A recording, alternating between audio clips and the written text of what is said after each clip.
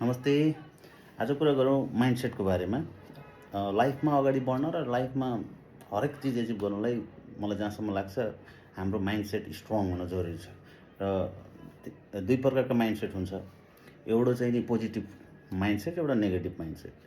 अब पोजिटिभ माइन्डसेटले जहिले पनि के देख्छ, सम्भावना देख्छ र पोसिबिलिटिजहरू देख्छ र जे कुरालाई पनि उसले पोजिटिभली लिन ट्राई गर्छ।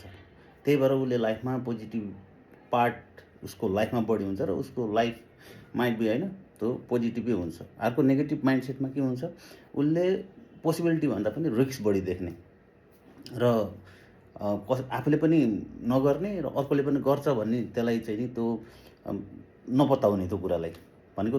त्यही भएर there are two kinds of mindset होइन, एउटा पोजिटिभ माइन्डसेट र एउटा नेगेटिभ माइन्डसेट।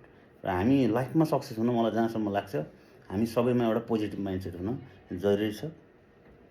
आफू पोजिटिभ हुने, आफ्नो माइन्डसेट पनि पोजिटिभ राख्ने अलवेज होइन, सम्भावना देख्न ट्राई गर्ने, हरेक कुरालाई पोजिटिभली हेर्ने ट्राई गर्ने, गर्दा गर्दा त्यो विकास हुने कुरा हो। र सँगसँगै आफ्नो सङ्गत, आफ्नो सर्कल पनि त्यस्तै पोजिटिभ माइन्ड भएका सर्कलसँग बस्यो भने के हुन्छ भने अभियसली लाइफमा तपाईँले खोजेको र तपाईँले चाहेको कुरा चाहिँ नि अभियसली एचिभ गर्न सकिन्छ। त्यही भएर हामी कस्तो बन्ने भन्दाखेरि हामी पोजिटिभ माइन्डसेट भएको व्यक्ति हुन जरुरी छ to be successful or to achieve what we want to achieve in life.